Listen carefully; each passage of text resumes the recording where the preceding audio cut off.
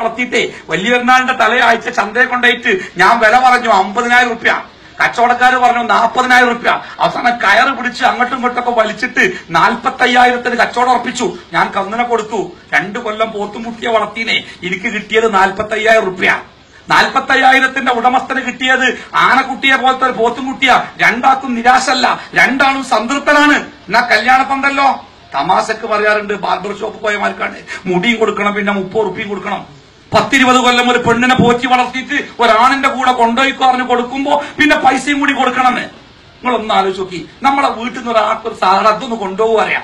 ഓൻ പറയണേ അത് കൊണ്ടുപോകണമെങ്കിൽ എനിക്ക് ഇത്ര ഉറുപ്പിയും കൂടി വേണം എന്ന് പറയണമെങ്കിലേ ആ കൊണ്ടുപോണ സാധനം അത്ര വേസ്റ്റ് ആവണം. നമ്മുടെ ചാണകക്കുടിയിലെ ചാണകം ഒരുത്തം കോരി കൊണ്ടുപോകുമ്പോഴേ ഒരു തപ്പിന് 50 റുപ്യ ഇങ്ങോട്ട് തരും.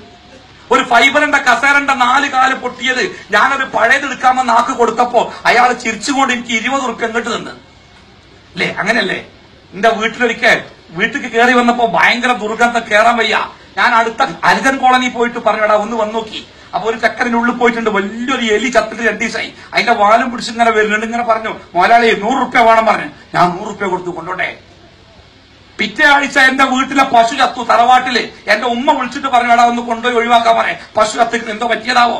ഞാൻ ഇതേ കോളനി പോയിട്ട് പറഞ്ഞടാ ഒന്ന് കൊണ്ടുപോയി ഒഴിവാക്കിക്കൊണ്ടാ. ഒരു പറഞ്ഞു കൊണ്ടുപോയിക്കോളാ. എന്നിട്ട് എന്നോട് പറഞ്ഞു 2,000 റുപ്യ വേണം. കുശിതാനെ കൊടുത്തു, 2,000 കൊടുത്തു. ചത്ത പെരിച്ചാഴിനെ കൊണ്ടുപോവാൻ 100 റുപ്യ എന്നോട് ചോദിച്ചേ. ചത്ത പശുവിനെ കൊണ്ടുപോവാൻ 2,000 ചോദിച്ചേ. എന്റെ പെങ്ങളെ കൊണ്ടുപോകാൻ വന്നോന്ന് ചോദിച്ച് 5 ലക്ഷം റുപ്യ. 5 ലക്ഷം തന്നെ ഞങ്ങളെ പെങ്ങളെ കൊണ്ടുപോയിക്കോളാൻ. അത് കൊടുക്കാന്ന് ഞാൻ പറഞ്ഞാൽ എന്റെ പെങ്ങൾക്ക്, എന്റെ മകൾക്ക് ഞാൻ നിശ്ചയിച്ച സ്ഥാനം എന്താണ് ഈ ലോകത്ത്? അല്ല സുഹൃത്തെ, ആരാ നമുക്ക് നമ്മുടെ ഭാര്യ?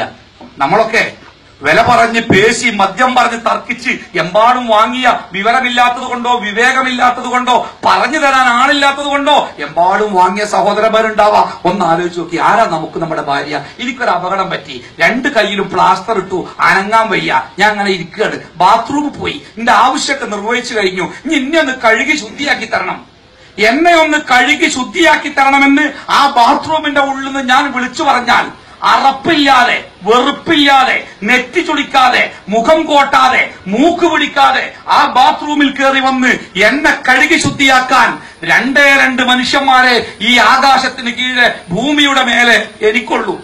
ഒന്നിന്റെ അമ്മ വയസ്സൈക്കിള്, നടക്കാൻ വയ്യ. എന്നാലും ഞാൻ വിളിച്ചാൽ എന്റെ അമ്മ വരും. ഒരറപ്പും വെറുപ്പും ഇല്ലാതെ ഉമ്മ എന്നെ കഴുകി ശുദ്ധിയാക്കും. സത്യം. രണ്ടാമത്തെ ആധാരങ്ങള് ഞാൻ കെട്ടിയ ഭാര്യ 10 മിനിറ്റ് വീട്ടിലെത്താൻ വൈകിയാൽ വഴിക്കണ്ണുമായി